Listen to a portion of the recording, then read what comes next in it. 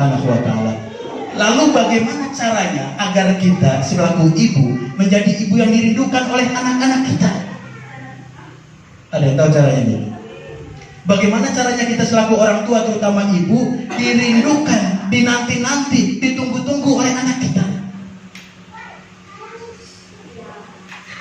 Maka Allah melalui Rasulnya mengajarkan beberapa kaidah. Bahkan kalau wanita dengan laki-laki akan membentuk rumah tangga dalam satu ikatan pernikahan, Allah mengajarkan kepada kita semua, pilihlah wanita di antara kalian yang punya dua sifat. Apa sifat itu? Pertama, sifat penyayang. Yang kedua, sifat subur, banyak keturunan. Dua sifat itu yang dijelaskan oleh Allah melalui Rasulnya. Jadi kalau milih calon, apa ya, kalau kita punya anak calon mantu berarti ya, calon mantu gitu, cari dua kriteria itu. Pertama, dia sayang, dia penyayang. Yang kedua, dia subur. Kalau bahasa hadisnya itu, kalau sayang itu apa? Apa? Sayang penyayang itu dalam bahasa Al-Quran hadisnya apa? Wadud. Kalau dia subur, waladu. Jadi kalau sayang penyayang itu wadud, itu mahabbah hampir sama katanya. Jadi pertama, sifat yang harus dimiliki oleh seorang ibu harus punya sifat penyayang. Ini karakter dasar. Ini sifat mendasar seorang wanita yang kalau tidak punya sifat ini, jangan berharap anak-anak kita dekat dengan kita. Jadi kalau kita punya anak ingin dekat dengan kita, pastikan sifat sayang kita, penyayang kita tumbuh makin hari makin besar, makin hari makin tinggi. Agar apa? Itu anak makin dekat dengan kita, itu anak makin sayang dengan kita. Dengan saya tumbuhkan rasa sayang kita kepada anak-anak kita.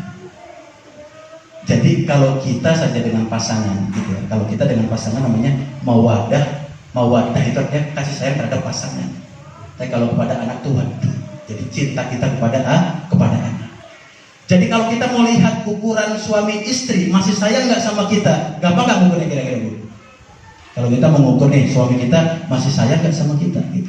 Gampang nggak mengukurnya Bu? Gampang nggak? Coba diperhatiin kalau kondangan Bu. Masih suka nggak gandengan kira-kira? Soalnya sekarang ada laki-laki Bu kalau digandeng marah Bu. Hah? Malu. Kalau malu doang nggak apa-apa. Kadang-kadang dia marah. Kadang udah istrinya di belakang, dia duluan jalannya Bu. Istrinya nunggu di depan, dia malah belakangan. Nggak mau barengan. Apalagi digandeng. Itu bisa jadi kadar kasih sayangnya sudah mulai luntur. Bahaya Bu. Atau kalau gampang ya, kalau kita lagi tidur lah. Orang kalau tidur, kalau masih ada mahabbahnya, sayangnya suami dengan istri, biasanya kalau tidur ya berdekatan, pelukan tidak apa-apa. Karena suami istri. Bahkan minimal tangan tuh berpegangan lah jari semarinya gitu. Pernah gitu nggak Bu? Apa udah jarang? Atau madamnya malah udah nggak karuan, istrinya ke kiri, suaminya ke kanan, pisahan dia. Itu mah anak kos. Jadi kadang-kadang untuk mengukur kasih sayang suami terhadap kita gampang ukurnya. Coba atau misalkan lagi di rumah, suami udah pulang kerja gitu kan, Sabtu Minggu lagi istirahat, lihat TV di depan ruang tamu. Sambil tiduran, sambil leha-leha gitu. Terus kita datang deketin, terus kita nyender ke bahunya dia gitu Bu. Nyender gitu Bu. Kan kalau nyender di bahu jalan nggak boleh Bu. Nyender di bahu suami. Itu kira-kira respon dia gimana? Kalau dia masih menerima, masih diam saja, bisa jadi masih kuat rasa cinta. Tapi kalau dikit-dikit sana, udah berat juga gitu. Nah, itu hati-hati. Nah, jadi kalau sayang kita kepada suami, kepada istri, gampang ukurnya, bisa lihat dari situ. Tapi kalau terhadap anak kita perlu ditumbuhkan kasih sayang lebih agar anak merasa dekat dengan kita, nyaman dengan kita. Karena berapa banyak sekarang anak-anakku umur balita saja, suaminya kerja, ibunya kerja, diasuh oleh pembantunya, sama kakaknya ada di rumah juga. Itu kalau anak kita yang kecil nangis Bu, yang kecil nangis. Itu digendong sama siapa aja mau, digendong sama siapa aja diam dia. Senang gak punya anak begitu Bu? Punya anak masih balita, 6 bulan, 3 bulan, 6 bulan, 7 bulan. Kalau nangis tuh digendong sama siapa aja mau. Senang gak kira-kira Bu? Itu hati-hati. Itu hati-hati kalau kita punya anak seperti itu menunjukkan kasih sayang ibunya kurang terhadap anak-anaknya. Yang benar itu, kalau kita punya anak balita, dia nangis, digendong bapaknya makin nangis, diambil pembantunya enggak diem juga, kakaknya datang pun dia nangis. Tapi ketika ibunya masuk di pintu sambil dia berteriak, "Adek, ada apa?" Terus dia diem. Itu bukti ibu berhasil dekat dengan dia. Jadi jangan merasa, enak anak saya mah gampang orangnya, dipegang si Ano diem, pegang si Ano diem, ini mau itu mau. Bisa jadi nanti gedenya jadi orang apa? Jadi apa? Gampangnya. Gitu. Maka kalau orang tua yang benar mendidik anak, tidak ada yang dia hasilkan kecuali anak tergantung pada ibunya. Dikit-dikit ibunya, dikit-dikit ibunya, dikit-dikit ibunya. Dia tidak ada batasan dengan orang tuanya. Dia tidak punya batasan dengan ibunya. Yang berhasil mendidik dia seperti itu. Karena banyak sekarang anak-anak kita dengan pergaulan di sekolahan, di masyarakat, di lingkungan kerja, di komunitas, kadang-kadang nih anak yang SMP, SD, teman-temannya kumpul, diajakin merokok. "Dek, ayo kita merokok di belakang sekolah." Gitu. Teman-temannya ngajakin gitu. Jadi semua ngajakin merokok, anak kita diajakin. Apa kata anak kita? Kata ayah saya, nggak boleh merokok. Gitu. Udah sekali ini aja yang merokok bareng-bareng sama kita, sekali aja. Tetap enggak, ayah saya nggak boleh saya merokok. Gitu. Terus karena ditolak 2 kali, teman-temannya marah. "Dasar kamu bencong nggak mau merokok." Gitu. Apa kata anak kita? Justru kata ayah saya yang banyak merokok tuh bencong. Gitu. Nah itu anak kalau sudah ditarbiyah benar oleh orang tuanya, dikit-dikit apa kata ayahnya, dikit-dikit apa kata ibunya. Yang tidak berhasil itu tidak punya pegangan. Atau sampai kata kalau dikatakan, "Dek, yang jadi idola kamu, jadi tokoh buat kamu, yang jadi jagoan buat kamu, siapa Dek?" Terus dia berkata begini, "Siapa aja yang penting bukan ayah." Nah itu udah celaka tuh Bu. Jadi ditanya idolanya siapa, tokohnya siapa, siapa jagoannya, kata dia siapa aja, yang penting bukan ayah. Itu gagal kita mendidik anak-anak kita. Nah jadi kalau kita benar mendidik anak-anak kita, maka anak akan dekat dengan kita. Bahkan kedekatan anak dengan kita sejak kecil sampai besar pun tidak bisa ditinggalkan, tidak akan bisa ditinggalkan.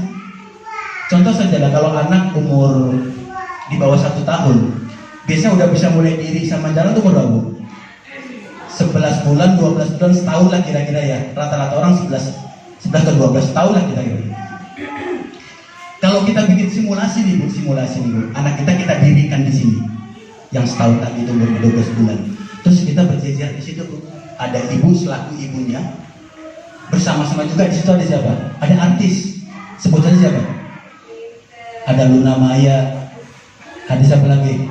Claudia Cynthia Bella, siapa lagi? BCL, baris sama kita. Tuh anak kita suruh jalan, cari ibunya yang mana.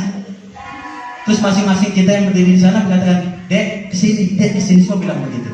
Itu kira-kira tuh anak kita deketin artis atau deketin kita kira-kira? Deketin siapa kira-kira Bu? Deketin emaknya, deketin ibunya, deketin uminya, atau dia cari artis yang terkenal di TV itu? Cari siapa Bu? Survei membuktikan 100% anak yang diuji dengan cara seperti itu akan mencari ibunya dan kembali kepada ibunya. Tapi kalau dites ke bapaknya beda Bu. Ya, suruh cari mana istrinya gitu, 100% juga dia akan berkata dengan sejujurnya. Gitu. Nah, jadi anak-anak kita kalau sudah dekat dengan kita, sampai kapanpun keringat kita, bau kita, bicara kita, intonasi kita akan teringat oleh dia.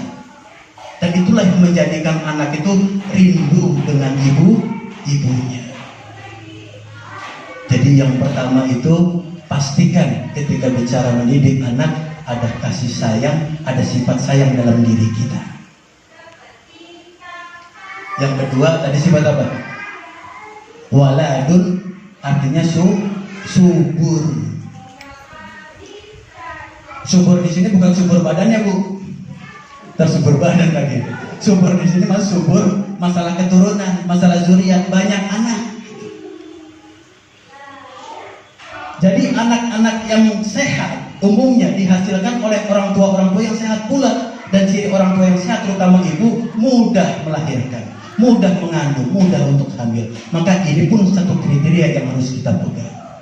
Kadang-kadang ada, saya sih sebenarnya nggak cinta sama suami, tapi anak udah 9. Ada yang gitu loh. Itu insya Allah sehat. Jadi ketika bicara masalah dua sifat mendasar seorang ibu yang harus dimiliki agar dicintai, agar dirindui oleh seorang anak, pastikan ada sifat kasih dan sayang. Tapi ketika andai kata tidak punya keturunan, tidak punya zuriat, tidak punya anak, pun Allah bisa tinggikan kedudukan kita, kemuliaan kita, derajat kita, walaupun kita tidak punya anak. Jadi tidak menjadi ukuran 100% yang punya anak akan mulia di hadapan Allah. Karena berapa banyak anak-anak, orang tua diberikan anak banyak, anaknya menjadi fitnah buat dirinya. Ibunya rajin datang pengajian, rajin majelis taklim, rajin ikut ke masjid, tapi anaknya boro-boro datang ke pengajian, datang ke masjid. Berapa banyak yang seperti itu. Bahkan berapa banyak juga bapaknya alim, ibunya alim, soleh dan soleha, anaknya kena narkoba. Itu fitnah buat orang tua. Maka anak tidak menjadi 100% ukuran orang itu mulia di hadapan Allah atau dia hina di hadapan Allah. Bahkan bisa jadi seorang ibu itu dimuliakan oleh Allah karena tidak punya keturunan, tidak punya anak, tidak punya zuriat. Siapa contohnya? Siapa wanita yang dimuliakan oleh Allah, ditinggikan oleh Allah kedudukannya, tapi dia nggak punya anak? Siapa? Siapa? Khadijah punya. Istrinya Fir'aun. Siapa namanya? Asia. Nggak punya anak dia. Tapi apa? Dia ambil Musa muda, Musa kecil, dia didik, dia rawat, dia tarbiyah sampai jadi nabi dan rasul. Maka dia mulia di hadapan Allah. Jadi ukuran orang mulia tidak mulia seorang istri, seorang ibu itu ukuran bukan banyaknya anak, tapi bagaimana dia mentarbiyah, mendidik anaknya menjadi anak yang soleh dan soleha. Jadi dua sifat dasar itu yang harus dimiliki oleh seorang ibu agar dirindui oleh anaknya. Jam berapa sekarang? Jam 10. Sampai jam berapa kita? Sampai selesai. Sampai jam 3 kuat Bu? Jam 3 kuat? Saya nggak kuat Bu. Kita teruskan sedikit. Jadi sifat dasar secara psikis personal yang harus dimiliki seorang ibu agar dirindui oleh seorang anak dua tadi itu. Pertama, sifat penyayang.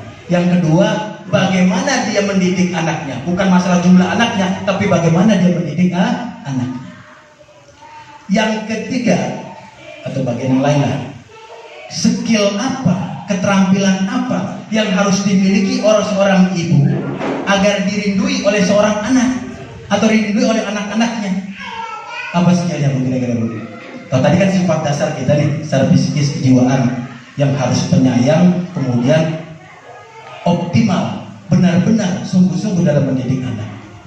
Nah, sekarang keterampilan apa, skill apa yang harus dimiliki oleh ibu-ibu agar dirindui oleh anak-anaknya? Apa kira-kira Bu? Tahu? Pintar masak. Apalagi Bu? Pintar ngaji. Apalagi Bu?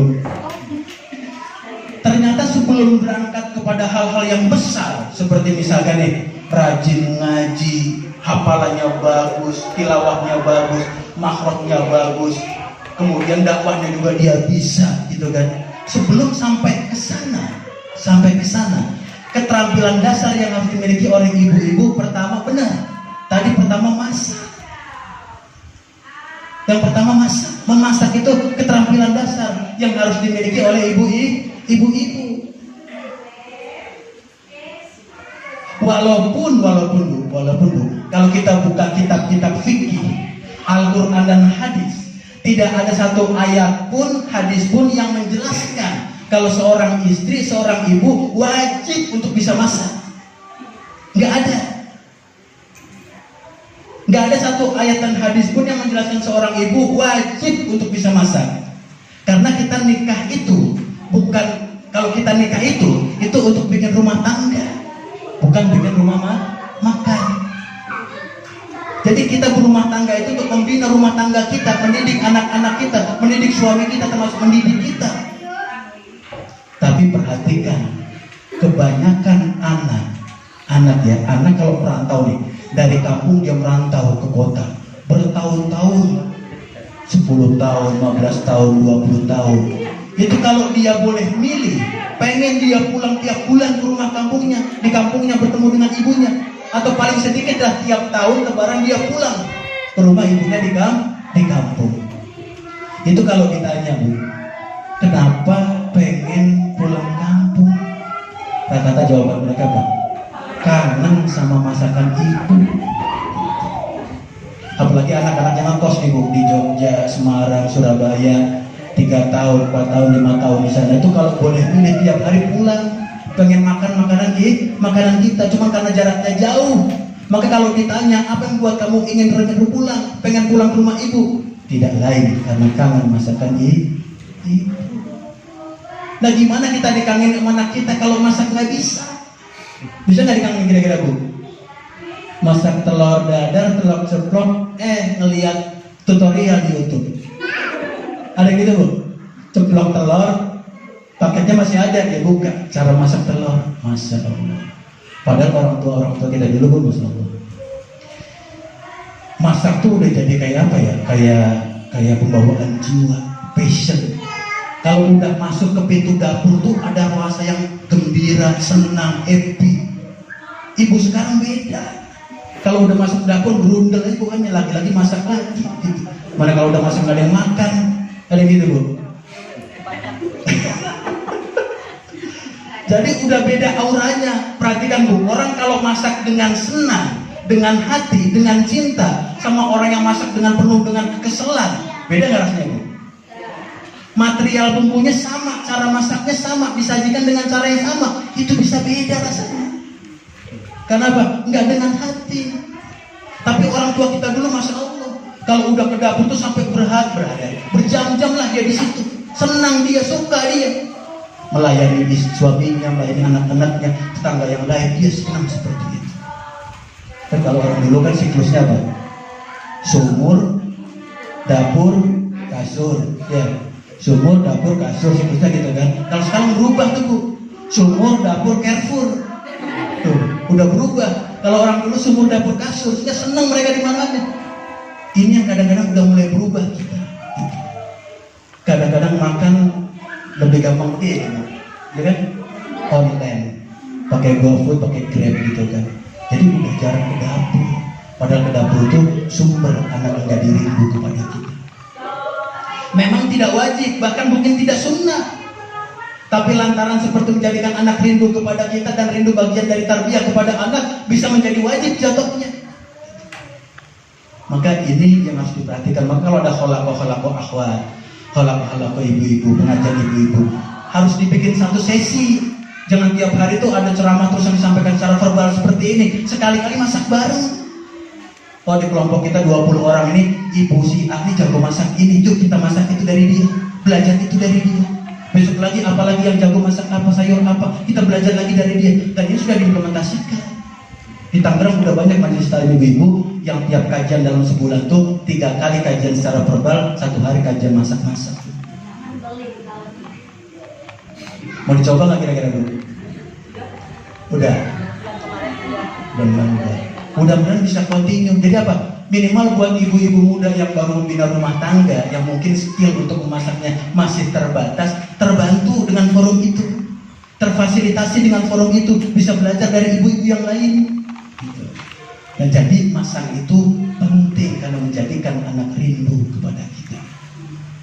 Bahkan orang tua dulu itu, Masya Allah, kalau masak tuh nggak tahu apa aja enak sebenarnya. Ada nggak, Bu? Kalau apa aja tuh dimasak sama dia, diolah sama dia, tuh jatuhnya jadi enak gitu. Tapi ada orang juga gitu, masak apa aja baunya hambar. Ada gitu, Bu? Jangan sebutin orangnya, Bu. Jadi ada ibu-ibu kalau masak apa aja sedap, enak, ada orang ketika masak hambar. Itu kalau bahasa kita apa? Tangannya apa? tangannya sedap gitu kata-kata orang kita. Jadi kalau orang tangannya sedap itu masak apa aja enak. Sampai kata orang, ibu itu sih jangan masak yang lain. Daun rambutan ditumis enak.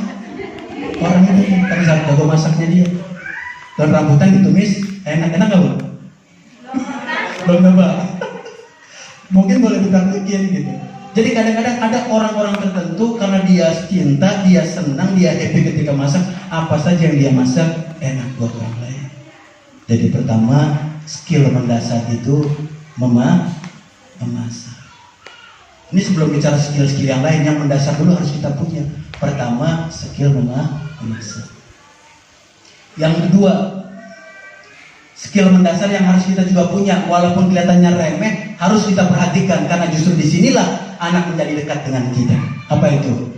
Pandai memijit. Pandai memijit. Ini bukan saya ngajarin ibu nanti buka refleksi di depan rumah. Bukan. Karena sejatinya setiap anak itu butuh sentuhan khusus dari orang tua, terutama ibu.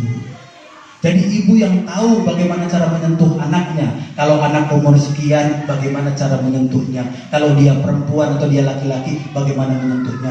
Itu menjadikan anak dekat dengan kita, menjadikan anak rindu dengan kita. Tapi sebaliknya, ibu yang jarang menyentuh anaknya, jarang mijit anaknya, wallahi demi Allah, anak pun tidak merindukan kita. Bagaimana kaidahnya? Kalau anak-anak kita laki-laki biasanya punggungnya sering diusap-usap. Jadi kalau dia masih SD kelas 4, kelas 5, kelas 6, SMP, SMA sekalipun sering kita usap punggungnya. Sama mana lagi? Telapak tangannya. Telapak tangan itu kalau sering kita genggam, sering kita ajak datang ke majelis ilmu, majelis taklim, pengajian, tuh anak akan ingat sampai dia dewasa. Ini tangan saya pernah diajak oleh ibu saya. Tiap pagi, tiap subuh datang ke majelis ilmu. Sampai dia tua dia akan ingat itu. Dan dia akan jadikan pengajaran buat dirinya. Kalau nanti dia dewasa akan dia ajak juga anaknya. Seperti itu ibunya mengajarkan kepada dirinya. Jadi kalau laki-laki pundaknya kita usap. Sering kita usap. Telapak tangannya sering kita pegang. Sering kita genggam, sering kita elus. Kemudian yang ketiga, kalau cowok itu laki-laki, ini pundak sering kita tepuk anak kita pundaknya cowok itu. Kenapa? Di pundak itulah nanti masa depannya, istrinya, anaknya, rumah tangganya akan bersemayam. Kalau orang tua sering menepuk pundak anaknya, dia akan merasa kuat. Nah ini kalau cowok. Kalau cewek gimana? Kalau cewek hampir sama.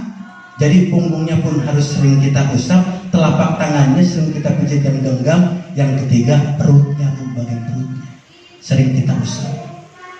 Kenapa perut kira-kira? Karena wanita tuh begitu sifatnya, ya kan bu? Kalau datang bulan, ya kan? Kalau sakit itu tuh minta tolong dia sebenarnya, ya kan? Cuman kadang-kadang kalau udah SMA, SMP tuh kadang malu kita. Sebagai anak yang malu minta bantuan orang tua. Nah orang tua yang ngerti itu tahu siklusnya kapan datang, dia butuh pertolongan, usap itu perut. Dia akan merasa kuat kalau orang tuanya memperhatikan dia, mensupport dia, membantu dia.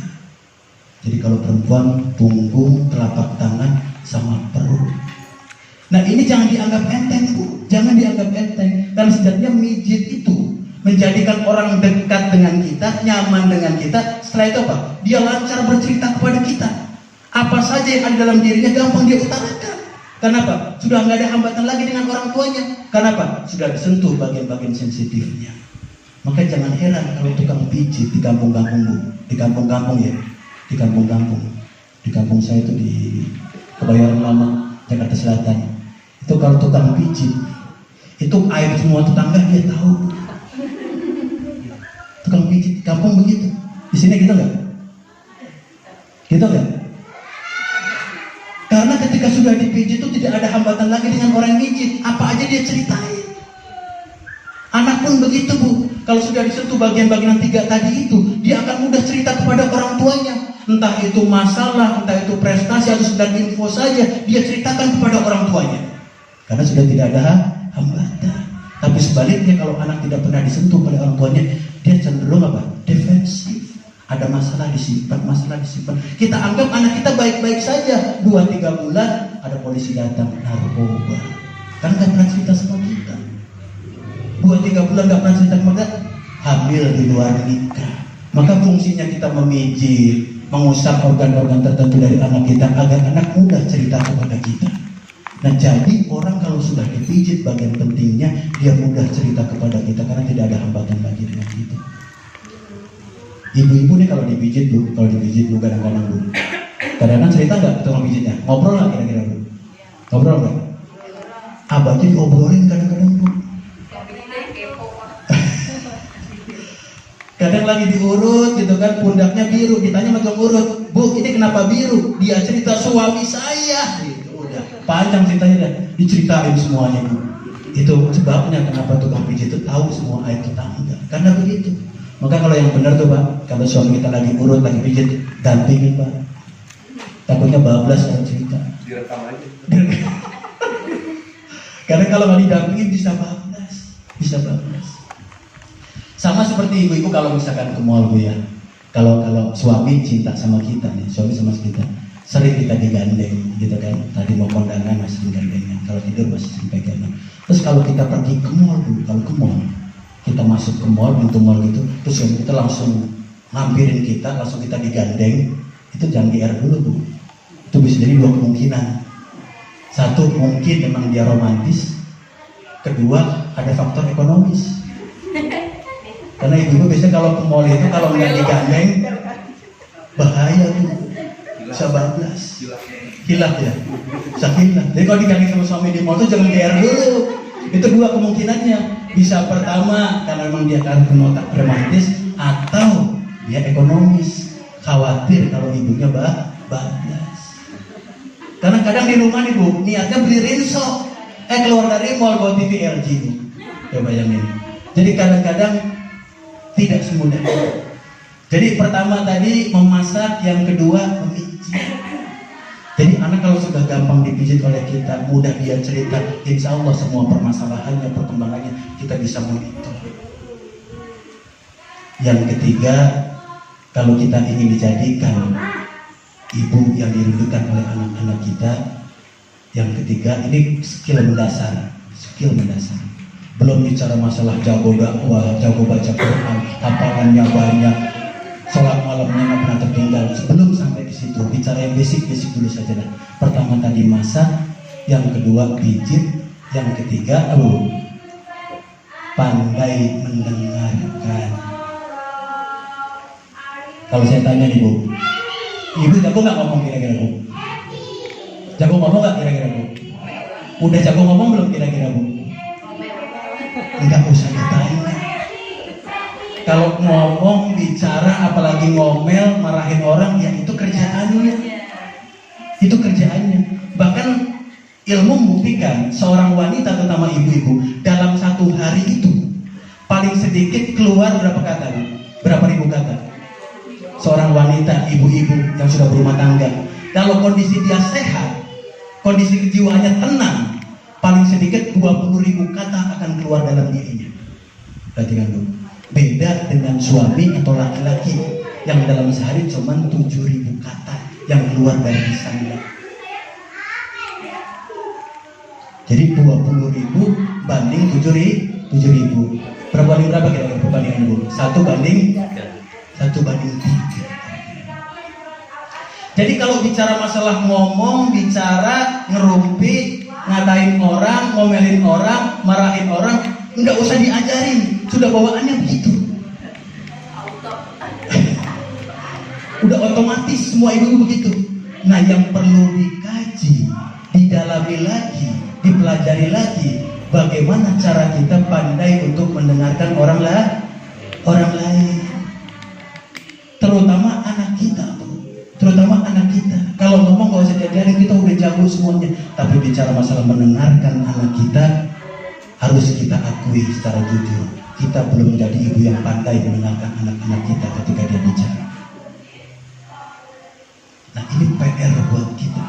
Karena apa? Ketika kita bisa mendengarkan dengan baik, kita tahu situasinya, tahu kondisinya, tahu perkembangannya, sehingga apa yang kita ucapkan nantinya sebagai feedback bisa sesuai apa yang diharapkan oleh anak. Berapa banyak hari ini anak mengeluh kepada kita, curhat kepada kita, belum dia ngomong udah kita marahin duluan. Ada yang begitu, Bu? Baru dia mau cerita, udah kita maki-maki, udah kita marahin, itu anak jadi lemes. Kadang-kadang yang kita omongin pun nggak nyambung yang mau diomongin sama anak. Maka dengarkan terlebih dahulu apa pesan dari anak, apa informasi dari anak, agar apa? Agar nanti kalau kita bicara kepadanya, cocok apa yang kita bicarakan dengan dia mau. Karena berapa banyak hari ini orang bergesekan, berselisih, bahkan bertengkar karena salah persepsi. Kenapa? Masing-masing jago bicara, tidak jago mendengar. Maka orang tua, ibu wajib untuk bisa mendengarkan anak-anaknya. Agar apa? Agar tahu konteksnya seperti apa, situasinya seperti apa, perkembangan seperti apa. Ketika nanti kita bicara sebagai feedback kita kepada anak, sesuai. Karena apa saja kalau tidak sesuai dengan sikonnya akan menjadi buruk. Perhatikan, Bu, kita bicara apa saja nih, kalau sikonnya nggak sesuai, situasinya nggak sesuai, bisa menjadi buruk buat kita. Contoh misalnya nih, suami kita lagi zikirnya habis sholat zuhur, sholat zuhur gitu di rumah misalkan selesai, terus dia berzikir, astagfirullahaladzim, astagfirullahaladzim. Istrinya lewat di depan dia lagi zikir, terus tatap-tatapan. Suaminya lihat istrinya, istrinya lihat suaminya. Terus suaminya bilang apa? Astagfirullahaladzim. Masalah nggak Bu kira-kira, Bu? Masalah. Padahal itu zikir, Bu. Konteksnya nggak tepat, gitu. Atau sebaliknya, ketika istri orang lain lewat, dia zikir juga. Alhamdulillah, alhamdulillah. Masalah nggak, Bu? Nggak masalah. Jadi yang dia lakukan mah benar zikir, tapi konteksnya nggak pas. Sehingga apa? Tidak baik buat dirinya. Begitupun kita berinteraksi dengan anak-anak kita. Kalau nggak tahu sikonnya, konteksnya, bukan saja nggak nyambung, kadang bisa berselisih. Maka pastikan kita pandai untuk bisa mendengarkan keluhan dan bicara anak. Kaidah penting dalam mendengarkan anak, Bu. Ini trik yang paling gampang. Pakai metode cicak, Bu. Tahu cicak, Bu? Kalau dengerin anak cerita, anak ngasih informasi, curhat, itu metodenya metode cicak. Anak cerita kita bilang, oh gitu ya Dea. Itu metode cicak tuh, Bu. Kita empati kepada anak, kita dengarkan, kita merasa kagum dengan apa yang dia sudah perbuat. Itu metode cicak, Bu. Nah, ibu kalau nggak bisa ngelakuin metode seperti itu, tuh anak bisa cerita sama cicak beneran. Karena nggak ada tempat curhat lagi. Maka pastikan ketika kita berinteraksi dengan anak kita, diskusi dengan anak kita, dengarkan dulu apa yang dia sampaikan, apa yang dia mau, baru kita kasih feedback kepadanya. Nah, Bapak Ibu yang dirahmati Allah Subhanahu wa Ta'ala, jadi itu kaidah-kaidah prinsip, kaidah-kaidah dasar bagaimana menjadikan anak-anak kita anak yang soleh dan soleh. Jam berapa? Saya tambahkan dikit lagi biar kita selesai jam 10 seperempat lah kira-kira. Satu hal yang mendasar ketika mendidik anak, jangan pernah lupakan pendidikan masalah tauhid, masalah akidah, masalah keimanan. Karena apa? Inilah pondasi, inilah landasan. Orang akan dimuliakan oleh Allah atau sebaliknya akan disengsarakan oleh Allah, tergantung imannya. Maka tanamkan keimanan, tauhid, akidah sejak dini kepada anak-anak kita, agar dia ingat betul ketika dewasa, ketika tua, tidak ada perkara, tidak ada urusan, tidak ada masalah yang paling penting dan bermanfaat buat dirinya kecuali iman, kecuali tauhid. Harus kita tanamkan sejak dini. Bagaimana ketika Luqmanul Hakim, bukan nabi, bukan rasul, bukan orang terkenal, bukan orang hebat, tapi diciptakan oleh Allah satu surah, namanya surah orang itu, surah Luqman. Karena apa kira-kira? keberhasilannya beliau mendidik anak-anaknya. Kenapa? Yang ditanamkan, yang diajarkan, yang ditarbiyah oleh Luqman kepada anaknya, satu akidah, satu tauhid, satu iman. Kata Luqman, ya bunayya la tusyrik billah, inna syirka la zulmun adzim. Sungguh orang kalau sudah mensyirikkan Allah, menduakan Allah, sesat dia sesat-sesatnya. Jauh sekali sesatnya, dalam sekali jurang kesatannya. Maka orang kalau sudah mensyirikkan Allah, tidak ada kemuliaan sedikit pun pada orang itu. Maka disebutkan di ayat yang lain, la in asyrakta la yahbatana amaluka lanakunanna minal khasirin. Kalau ada manusia mensyirikkan Allah, menduakan Allah, mencari tandingan selain Allah, dia mensekutukan Allah, menduakan Allah, berselingkuh kepada selain Allah, hatta sekalipun amalnya, ibadahnya banyak, kebajikannya besar, pahalanya banyak, hangus di hadapan Allah karena berbuat syirik. Maka jangan sampai anak kita ilmu yang lain paham, matematika, fisika, kimia, bahasa Inggris jago dia, mahir dia, tauhid gak paham, iman gak paham, akidah gak paham, celaka kita selaku orang tuanya, celaka juga anak kita. Kenapa? Kemuliaan manusia tergantung imannya. Wala tahinu wala tahzanu wa antum a'launa in kuntum mu'minin. Jangan kau pernah merasa lemah, letih, lesu, takut, minder. Sesungguhnya engkau paling tinggi derajat kedudukanmu di sisi Allah selama dalam keadaan beriman. Maka iman fondasi dasar materi tarbiyah kita, pendidikan kita kepada anak. Mudah-mudahan dengan cara seperti itu Allah akan muliakan kita selaku ibunya dan anak-anak kita, sehingga di yaumil hisab nanti kita bisa dipertemukan oleh Allah dalam jannah. Amin, amin ya rabbal alamin. Bapak Ibu yang dirahmati Allah Subhanahu wa taala, mungkin itu saja yang saya sampaikan pada kesempatan kali ini. Mudah-mudahan walaupun sederhana, walaupun singkat, bisa merefresh kita kembali. Karena sejatinya tugas untuk mendidik, mengajar, mentarbiyah anak kita sudah kita kerjakan sekian tahun yang lalu sampai hari ini. Karena anak hatta sekalipun sudah berpisah dengan orang tuanya, tetap kewajiban mendidik ada pada orang tua. Jadi anak itu kalau menikah, Bu, suami istri perempuan laki-laki kalau nikah, maka perempuan itu milik suami. Tapi kalau laki-laki itu milik orang tuanya, milik ibunya. Apa pesannya, Bu? Pesan pendidikan. Jadi yang berhak mendidik istri itu suami, yang mendidik anaknya, suaminya itu adalah orang tua. Maka Islam masih menyatukan. Maka jangan sampai kalau kita punya mantu, punya saudara, ada anak laki-laki ingin berbakti kepada orang tuanya, kita halang-halangi. Jangan. Haram hukumnya. Kita selaku saudara, orang tua menghalangi anak laki-laki kita berbakti kepada orang tuanya. Karena apa? Ini terkait pendidikan. Saking begitu tinggi kedudukan pendidikan dalam Islam, sampai hubungan orang per orang itu diatur sedemikian rupa. Dan mudah-mudahan kita termasuk hamba-hamba Allah yang senantiasa mengedepankan, prioritaskan, fokus, konsen masalah pendidikan anak-anak kita. Karena sejatinya kemuliaan kita tergantung bagaimana kita mendidik anak-anak kita. Khairun nas ta'alamal Qur'an wa 'allamahu. Sebaik-baik manusia yang mengajarkan Al-Qur'an kepada anaknya dan juga mengajarkan kepada orang-orang lainnya. Mudah-mudahan kita termasuk orang-orang yang diberikan kemudahan oleh Allah untuk mendidik anak-anak kita menjadi anak yang saleh dan salehah. Yang hak datang dari Allah, kelemahan, kekurangan, hilaf dan salah datang dari saya pribadi. Akhiru da'wana alhamdulillahirabbil alamin. Jazakallahu khairan katsiran. Assalamualaikum warahmatullahi wabarakatuh.